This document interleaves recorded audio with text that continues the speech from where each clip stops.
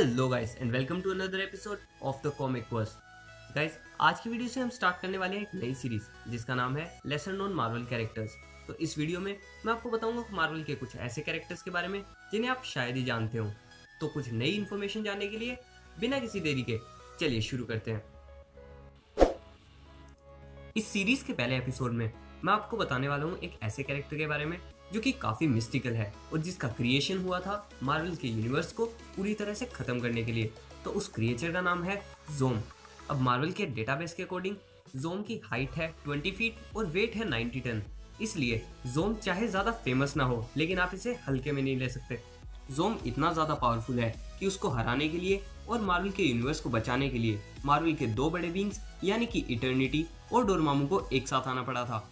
और फिर भी उसे हराने के लिए डोरमामू और इटर्निटी को मार्वल के दो बड़े आर्टिफैक्ट्स को यूज करना पड़ा, जैसे कि चेन ऑफ लिविंग बॉन्डेज और क्राउन ऑफ ब्लाइंडनेस। इन दोनों आर्टिफैक्ट्स की मदद से उन्होंने उसे एक वास्ट लाइक ऑब्जेक्ट में कैद करके स्पेस और टाइम से अलग एक डायमेंशन में फेंक दिया। इसके कुछ समय बाद एक समय पर जब डॉक्टर स्ट्रेंज की फाइट डार्क डायमेंशन के रूलर यानी डोरमामू की बहन उमार से हो रही थी, तो डॉक्टर स्ट्रेंज ने विमेन पावर का सामना किया। यानी कि डॉक्टर स्ट्रेंज उमार के सामने बहुत ज़्यादा ही कमज़ोर था, तो इसलिए वो मदद मांगने के लिए अपने मास्टर यानी कि एंशिएंट वन के पास गया, जिसने उसे साफ साफ कह दिया बेटा, तुमसे ना हो पाएगा। हमें तुम्हारे लक्षण बिल्कुल ठीक नहीं लग रहे हैं, तुमसे ना हो पाएगा। और इतना कहते ही एंशिएंट वन ने डॉक्टर स्ट्रेंज को कुछ तूफानी करने के लिए भेज दिया, यानी कि ज़ोम को आज़ाद करने के लिए, जिसे आज़ाद करने के बाद वो खुद भी धरती पर एक बहुत बड़ा खतरा बन सकता था।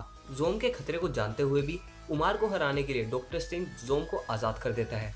और ज़ोम के अर्थ पर पहुंचते ही विमेन पावर धरी की धरी रह गई, क्योंकि उमार जानती थी ज़ोम की पावर्स के बारे में, इसलिए वो ज़ोम के आते ही वहां से चली गई और डॉक्टर स्ट्रेंज और एंशिएंट वन को ज़ोम से लड़ने के लिए अकेला छोड़ गई। अब जो लोग उमार के सामने नहीं जीत पा रहे थे वो ज़ोम के सामने कहां से जीतते, इसलिए इंटरफेयर करना पड़ा लिविंग ट्राइब्यूनल को।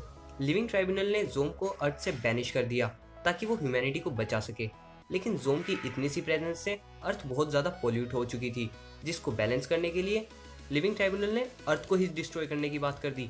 हालांकि लिविंग ट्राइब्यूनल को डॉक्टर स्ट्रेंज ने समझा लिया और ज़ोम के द्वारा किए गए पॉल्यूटेड एनवायरनमेंट को स्टाफ ऑफ पोलर पावर का यूज करके क्लीन कर दिया। Staff of polar power Marvel universe का एक ऐसा आर्टिफैक्ट है जिसकी मदद से किसी की भी बुराइयों को एब्जॉर्ब किया जा सकता है, और ये बिलोंग करती है नेबुलोस को। नेबुलोस भी ज़ोम जैसा ही कैरेक्टर है जो कि इतना ज़्यादा फेमस नहीं है, इसलिए इस वीडियो में मैं आगे आपको नेबुलोस के बारे में भी बताने वाला हूँ।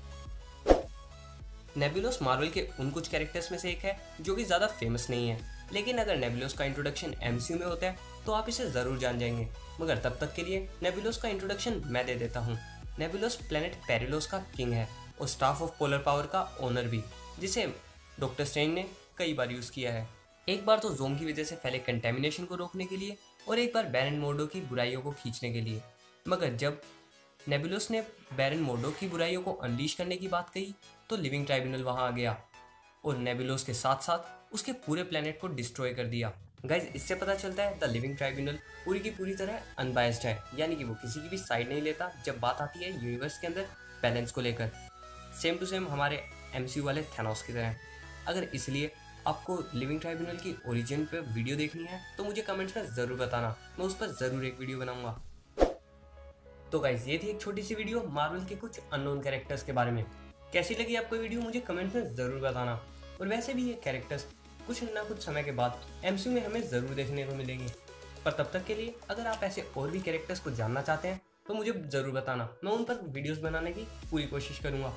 तब तक के लिए अगर आपको वीडियो पसंद आई तो इसे लाइक, शेयर और मेरे चैनल को सब्सक्राइब करना ना भूलें। मैं आता रहूँगा ऐसे ही और भी कंटेंट के साथ। तब तक के लिए goodbye and keep watching the comic verse.